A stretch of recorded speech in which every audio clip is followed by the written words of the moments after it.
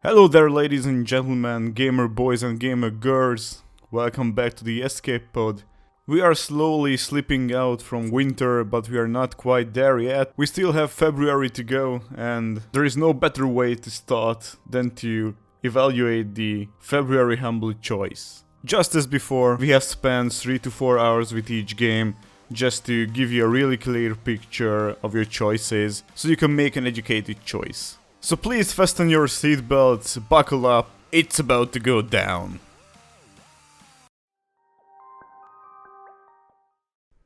Iris and the Giant is a roguelike deck builder in which you aim to guide a seemingly depressed girl through her imagination. Her fantasies, nightmares, inner demons? Pick whichever you prefer, it's not specified in the game. Core gameplay loop revolves around grid-based levels, filled with enemy spawns advancing on you turn by turn, which you can combat by playing cards out of your hand. There's an interesting twist regarding your deck, or as it's called here, your bag. Unlike your average card game that reshuffles your deck game after game, in Iris, once you play a card, you've lost it forever. But to compensate, you'll have plenty of opportunities to acquire new cards via opening chests, stealing them from your enemies, or leveling up. Combat system is simplistic and rock paper scissors-esque. You'll have moves that counter rows of enemies, others deal magic damage to bypass shields. To tackle enemies standing in the back buffing their allies, you can hook them closer and deal with them that way, and so on and so forth. Similarly, as just hinted at, enemies are somewhat varied too, ranging from stock standard henchmen to buffers, and of course bosses you'll have to tackle as well. You'll have the opportunity to further tune your gameplay towards your preferences mid-run via acquiring perks when leveling up or defeating bosses, or pre-runs through choosing imaginary friends, gifts and memories, which are all further passive boosts that you'll have to unlock through multiple runs. Speaking of memories, if you stay on levels long enough to thoroughly search them, you occasionally will come across these animated snippets of Iris's past that seemingly were designed to give a glimpse into how and why Iris ended up in the mental state that she is in, but truth be told, they all kinda fall flat due to being extremely out of this world, weird conversation pieces, causing an utter disconnect from the story and or meaning of what this game is trying to contextualize. I started out on the Iris journey with hopes up, enjoying the exploration of a new game, and actually even enjoyed the gameplay for quite a while, but somewhere around the 3 or 4 hour mark, boredom started kicking in, and currently, 5.5 hours in, truth be told, it just keeps getting more and more of a dull experience for me. That being said, you can guess I likely won't be going back in, but that shouldn't keep you from giving the game a shot. I can completely see how the clean graphics, chill atmosphere, and laid-back gameplay would appeal to some.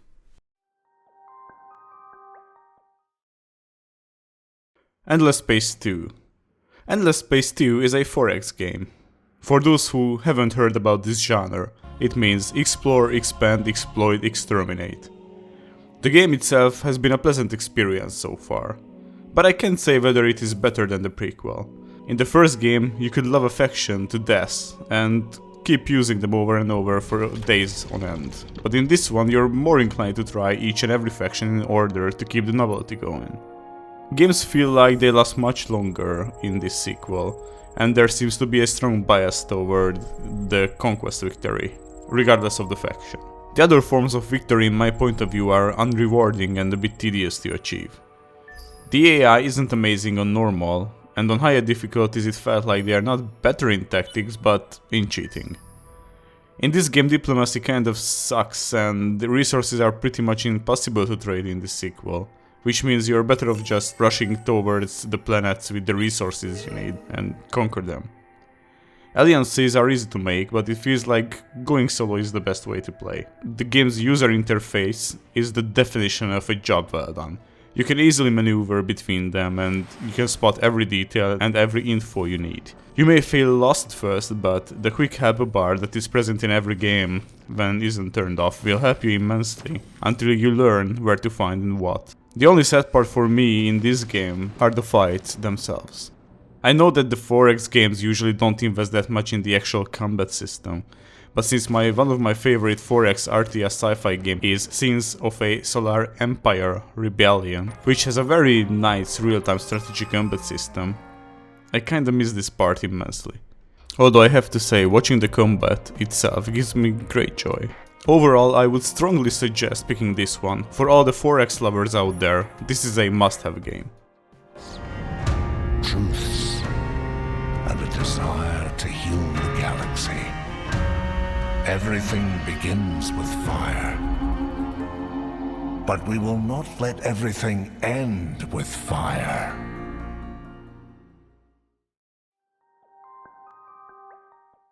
Lovecraft's Untold Stories is a roguelike twin-stick shooter, unsurprisingly set in a Lovecraftian universe.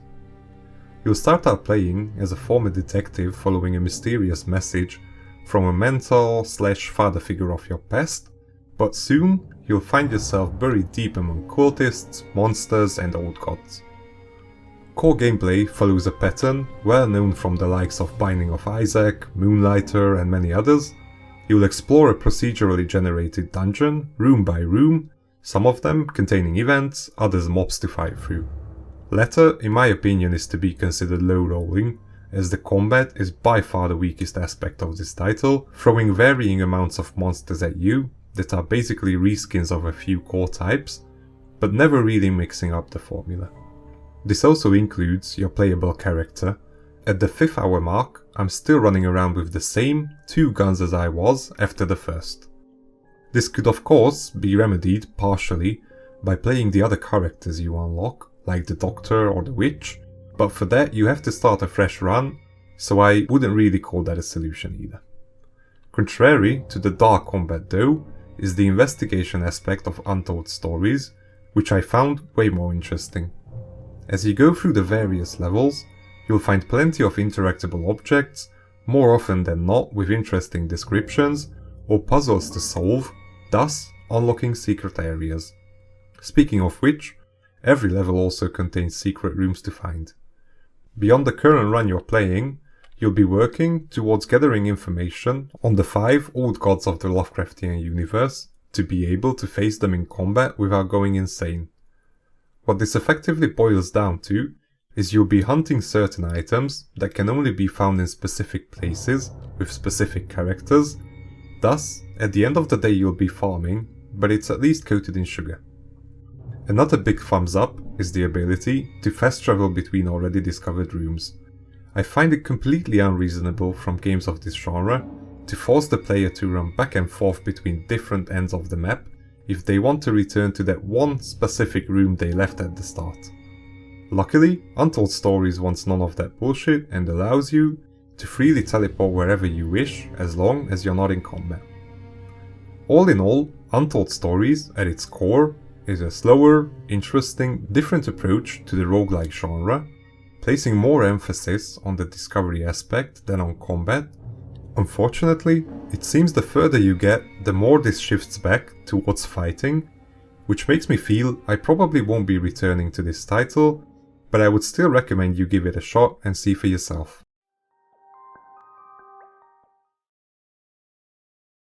Train station renovation.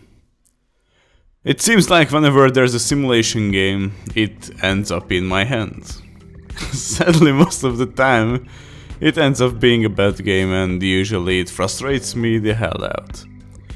Train station renovation hides nothing, everything there is to the game stands in its name. You will be renovating train stations! Oh my god, why? Why? Okay. Sorry for the intermezzo. Where do I begin? You will be cleaning, repairing, refurnishing, webbing these stations. You will have a great variety of tools to work with and you can unlock more as you do your job, but actually it makes no difference. I'm not a big train fan, so I don't share the enthusiasm about the whole setup. The tedious work you will do is portrayed quite right. It is tedious, boring, and I was just looking at the Steam in-game watch to see how many more godforsaken minutes I will have to spend in this game, while my frustrated tears were falling onto my keyboard. The best thing would have been the refurnishing part of the game, but the game kicked me in the balls and smacked me in the face with the 3 to 10 FPS when you actually go into the build mode and start to refurnishing the whole station. As you see, there is a clear line when you enter the building, and when it starts to lag so bad it is unplayable. In this current state, I don't recommend this game, just leave it and get something else. This was an absolute waste of time, 3 hours of my life that I will never get back.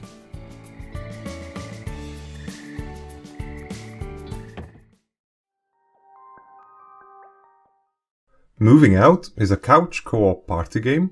In case it looks familiar to a recent bundle title, Overcooked, you're not wrong. Both titles come from Team 17's stable and are aimed at the exact same audience. There is, however, a possibly deal-breaker key difference between these two games, that being, Moving Out doesn't support anything else than actual couch co-op, meaning either all of you, up to 4 players, play on the same machine, splitting between yourselves a keyboard and a couple of controllers, or you're left playing solo. I'm not sure if they couldn't code in online multiplayer mode, didn't have the manpower to do so, or worst case scenario, simply opted out of doing so on the back of some weird principle, but a game designed to be played in multiplayer mode, not having but one multiplayer option is as lackluster as it sounds. Based on the above, I went into testing Moving Out on my own, and despite my initial expectations, was presented by a pleasant surprise.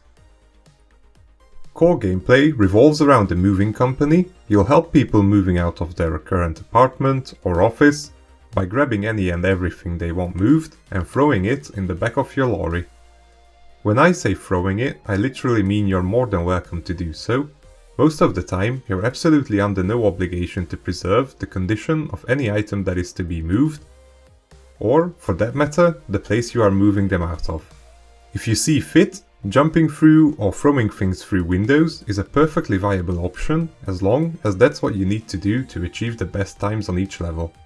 Don't know about your experiences, but based on this alone, you're not too far off calling Moving Out a simulation game. Speaking of which, every level offers 4 tiers of completion time to conquer, and also 3 optional side objectives, such as don't break any window, move something that you're initially not told to move, use a specific route to move items, and so on, and in exchange, you'll be granted access to additional content in the form of either arcade-style challenge levels, some of them better than the others, or historical moving events, such as having to move items off a plane or during a football game, and so on. These levels are basically just playgrounds for the devs to let loose. I'd say the arcade levels are much better than the historical ones, but at the end of the day it's all fun and games. Give it a shot and you'll see. There are 2 issues we have to mention before closing off. One of them is the physics getting clunky. This happens occasionally with regards to throwing boxes or pulling machines out of the power grid, but also as a returning issue with round tables and a specific type of arcade machine. The other is how geometry fails to work properly, which is a returning issue when attempting to drag beds through doorways and when attempting to climb the ramp to your truck. Don't get me wrong, this isn't going to poison your average experience, but should you run into them regularly while attempting runs for those sweet and succulent platinum medals, you'll definitely catch yourself fuming. Summing up everything, Moving Out is a fun game to play even by yourself. It could use some polish and would benefit heavily from having access to online play, but still, I'd advise you grab this title and take it for a spin. Outward is an open-world RPG that heavily focuses on the survival aspect of the game and the character building. The game starts with the player surviving a failed expedition and waking up in their coastal hometown of Ciezo, and for some reason on the floor and not in their bed. After walking out of my home, I faced with the fact that I owe a large sum of money because of my family, and it is a tradition in this area that the offspring is responsible for the other's actions. So, either I pay it in 5 days or my home will be confiscated. After this, the game just lets you go, no hand-holding or whatsoever. You'll get some hints how to solve the issue from the townsfolks, but that's it. You are on your own now. So I have embarked to look for some work or stuff to sell. And after I was pointed to a dungeon, I thought it is a really good idea to kill everything there and just sell the stuff I find. And well, I have failed quite miserably actually, 3 times in a row. The game is punishing as hell. You have to eat, sleep, drink, craft, guard before sleeping in order not to get ambushed. Being awake drains your max stamina, you have to put down your backpack before fighting, etc. The game is doing a great job making you care for your character, even if it's tedious. So much so I had to do the tutorial just to learn everything. After the second try I have succeeded with the money gathering and could buy a bigger backpack so I could carry more stuff. And this is the point where the story opens up. 3 NPCs in town end up heading towards 3 other regions of the world. The Enmerkar Forest, the Embracer Desert and the Hallowed Marsh, with each area having its own threats and hardships to overcome. Each NPC will insist that the player should consider following them and joining one of the world's 3 key factions, the Blue Chamber Collective, the Heroic Kingdom of Levant, and the Holy Mission. After this point the player will have to leave the original area and start exploring by walking a lot to different cities. For me the world felt somewhat empty and the combat a bit lackluster. There are no combos or special moves. Building your character is more fun than the story or the combat. Overall, I had fun with this game, and after the initial 3-4 hours of testing I pushed forward. So if you are into more ruthless survivor RPGs, pick this one.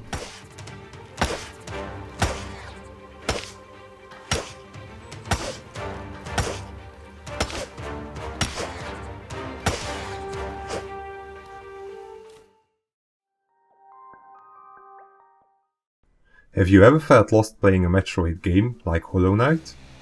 Or that Rayman is fun but too cartoony for your taste? Well, fret not, here's a solution to satisfy the urge to just keep moving forward while racking up piles of bodies. Valfaris is a retro-style 2D run-and-gun action platformer that keeps slapping piles and piles of action in your face. As per the story, you'll be playing as Firion, lover of metal music as proven time and again by his weapon pickup animation, a genuine asshat, and last but not least, long lost son of an emperor turned bad, arriving home to clean shit up. Gameplay wise, you'll be running from one end of the level to the other, murderizing any and everything crossing your path, with an ever increasing arsenal of weaponry.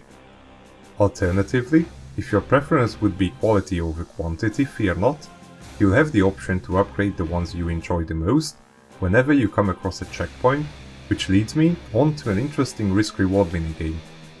As you progress through the levels, you'll collect a number of idols used to activate the frequently placed checkpoints, thus on death, having to backtrack less, but you're not forced to use these idols, you can instead hold on to them until the end of the level, where you can exchange them for weapon upgrade tokens.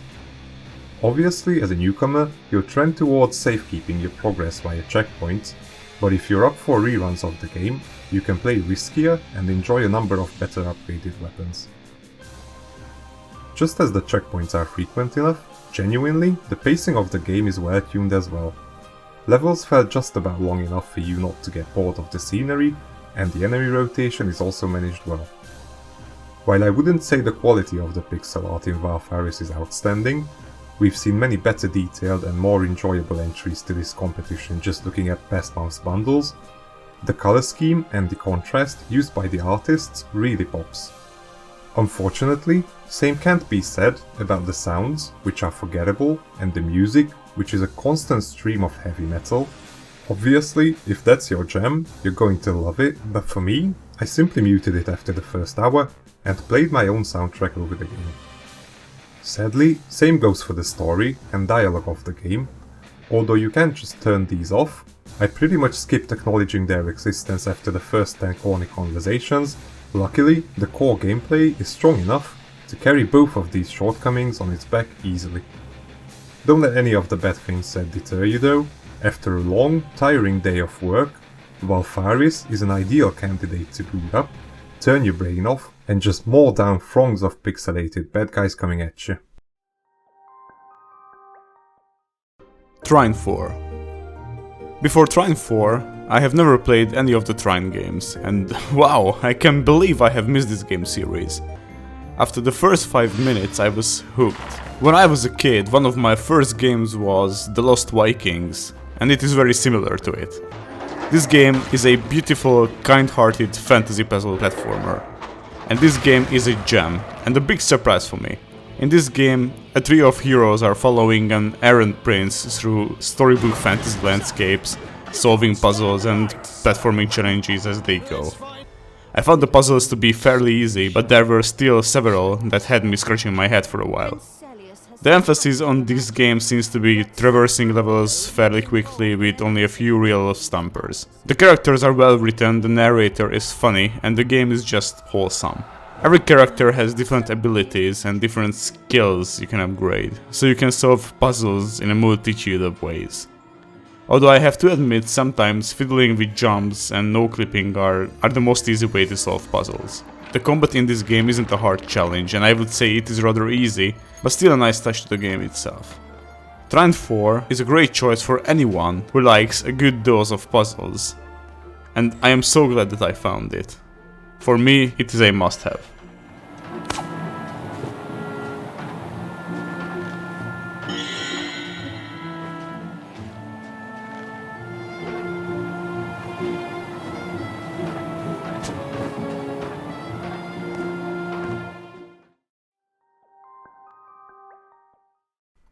Valkyria 4 is a turn-based strategy game that tasks you with replaying an alternative World War II European front dressed up in an anime setting.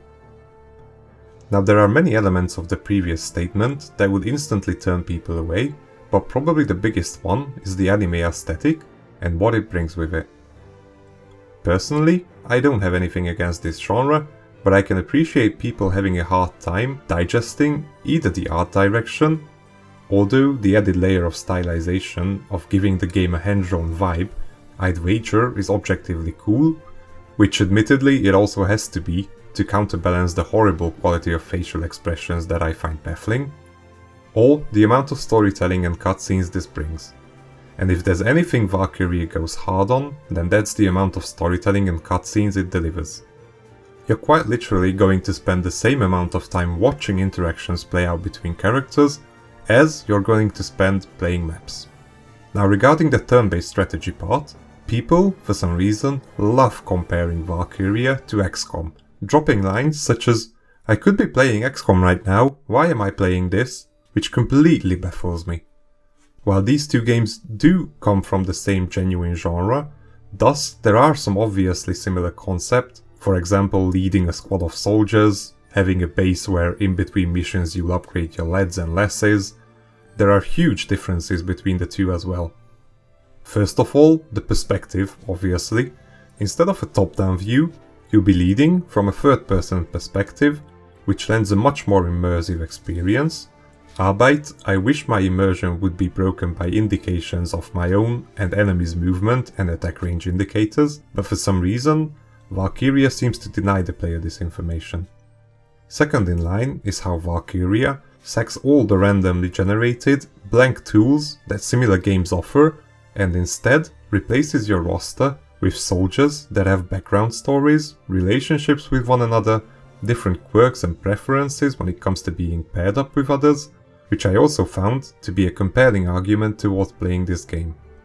Instead of trying to win random war number 4189, using the assets I'm given just because the game told me to do so, I'm trying to win this war because it's important to my squad and to try and progress just for the sake of learning more about them. Don't get me wrong, I'm not trying to say Valkyria is flat out better than XCOM, I'm trying to say they are completely different with their own pros and cons, like the permanent Overwatch in Valkyria, which is definitely an interesting design choice, but to be honest I'm still not sure if I like it or not. Unlike the percentage hit chance this game sports, as well as others, leaving you with units missing attacks on enemies they are close enough to slap, which is still a shitty experience present in almost every entry of this genre. For me, Valkyria was a definite surprise. I expected a low-effort knockoff I'd be struggling to test, but I was instead met with a charming title, like Tell Me the Diary you're presented as a means of selecting levels and cutscenes isn't cute as hell, that I'd be happy to recommend to anyone interested. Boomerang Fu. This was the second surprise in this bundle for me. When I first saw this game, I thought, alright, it is going to be funny or exciting for 10 minutes or 15, and after that it's going to be dull. And to my surprise, I really love this game, and I still do, actually.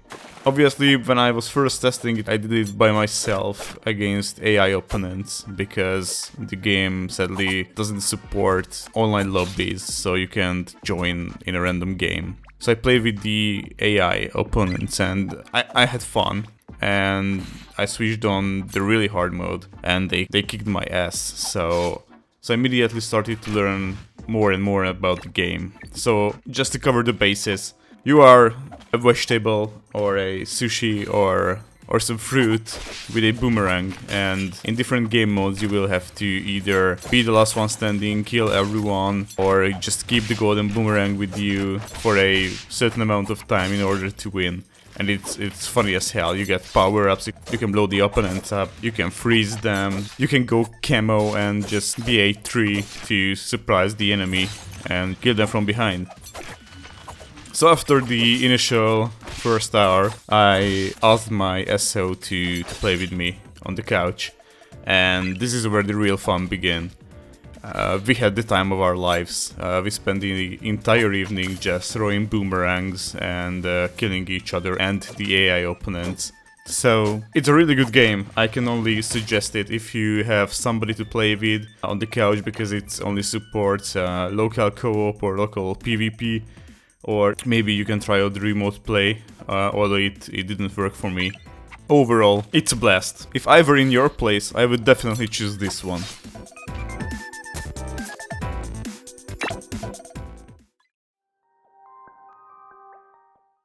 Werewolf, The Apocalypse, Heart of the Forest, holy shit, this title is almost as long as your average playthrough of the game, is a visual novel set in Poland that follows the story of, spoiler alert, a werewolf and a forest.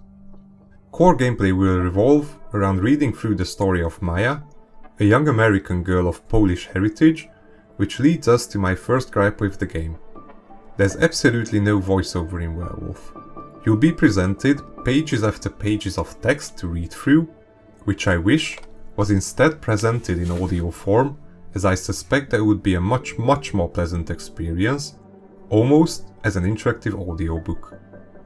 Speaking of convenience, I am puzzled by the fact that this title doesn't support playing with a controller, thus, instead of offering a comfy, laid-back experience, forces you to huddle over your desk in vicinity of your mouse and click on the responses offered.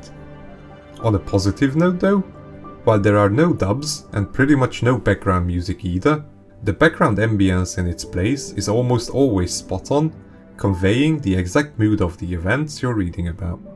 I can only applaud the background animations and the overall art direction as well. I feel it fits the theme of the game perfectly. Back to gameplay. While progressing with the story, you'll regularly be prompted with different choices of actions you can take or responses you can give in dialogues, which will feed into your protagonist's personality, which then in return will steer the development of the story and your available future choices. You'll occasionally be limited by your lack of willpower, health or rage, which are essentially free resource pools you can call on to assist you in situations, or refill by taking certain predefined choices. Now, as I hinted at earlier, Werewolf isn't an exceedingly long game. You'll finish your first playthrough, or read through as you will, somewhere between the 3rd and 4th hour mark, which was a definite surprise for me. Based on how long it took to build the whole werewolf thing up, the ending came in a shockingly fast and unsatisfying way, leaving me wondering whether the pacing is tuned correctly. With all that being said, even though I don't think I'll be jumping back for alternative playthroughs, I still feel Werewolf is worth experiencing. I still had a good few hours just reading through a story. Worst case scenario, spending a rainy Sunday afternoon, reading a quasi-book and learning how to pronounce Polish words is never a bad option. The Wild 8. Me and Victor tested this game in co-op, and after that session I jumped into solo. The game itself is okay. It is about 8 survivors, hence the name, who are trying to survive in the Alaskan wilderness while trying to unfold the recent events happened there. All sounds very interesting, however after testing it turned out it has quite a lot of flow. But let's start with the positive side of things. The surroundings are looking nice and interesting. Bunkers, abandoned vehicles, snow-covered training centers and labs, etc. The sounds and the soundtracks are really good and give the exact vibes you would feel in the wilderness. The story starts out quite good as well, and the UI is easy to handle and it is very user-friendly. However, after playing it for 3-4 hours, we have realized that the top-down view makes everything hard. You can't see why you are stuck, you can't really see enemies, you have to rotate the camera in order to navigate. The survival elements are okay, but I have seen better. And the crafting felt a bit lackluster. Gathering resources is tedious because of the aforementioned camera angle. It is very frustrating to pick up things from the ground. The combat is, well, okay. I've seen worse. The main problem for me was that the game started out quite interesting, and it quickly went downhill, and after the testing, neither of us wanted to play more. If you like survival games, you might want to pick this one, but I will rather keep playing The Long Dark, as it serves me a much better survival experience.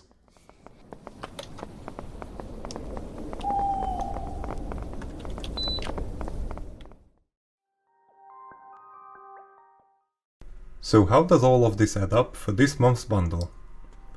We can pocket our staple simulation and survival games, we received a pair of couch co-op games, an RPG, 2 roguelike titles, a visual novel, a more relaxed and a run and gun type of platformer, and last but not least, those that enjoy strategy games can claim 2 major titles from that genre.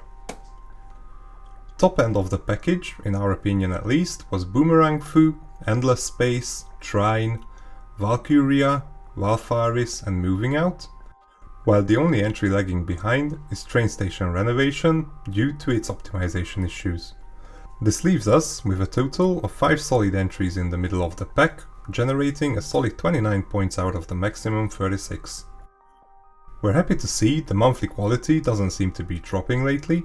Let's hope Humble keeps this up and delivers next month as well. It would be generous of you if you please the machine gods by liking our video. If you'd like to come along for next month's ride, don't hesitate to subscribe. Any and all recommendations are welcome in the comment section. Unless you're allergic, an apple a day keeps the doctor away, and we hope to see you again in March.